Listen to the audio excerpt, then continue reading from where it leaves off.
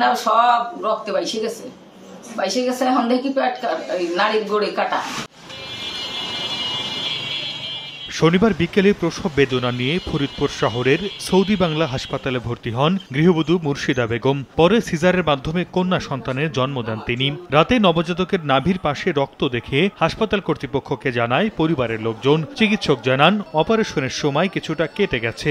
Caesar করানোর পরে মনে করেন যে আমার বাচ্চার নাভির সাইডে কেটে ফেলানোর পরে ওইখান থেকে আমরা দৌড়াদৌড়ি করার পরে ওইভাবে আমাদের ছেড়ে দিচ্ছে। ডাক্তারের কঠিন বিচার হওয়া উচিত, আর যেন আর কোনো বাচ্চার যেন এমন না হয়।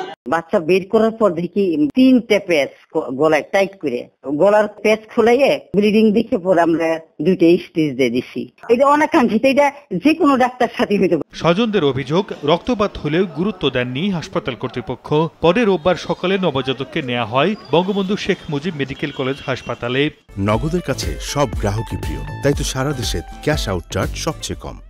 এখনো তার ক্রিটিক্যাল সময় কাটে নাই, কমপক্ষে 72 ঘন্টা সময় না গেলে আসলে ক্রিটিক্যাল সময় কাটছে কিনা এটা বলা যাবে না। খবর পেয়ে সৌদি বাংলা হাসপাতাল পরিদর্শন করেন পুলিশ। বিস্তারিত তদন্ত চলছে, তদন্ত করার পরে আমাদের এই বিষয়ে আইনগত ব্যবস্থা গ্রহণ করা হবে। নবজাতকটি শহরের চরকমলাপুর এলাকার বাসিন্দা নায়েব আলী মুর্শিদা বেগম দম্পতির প্রথম সন্তান।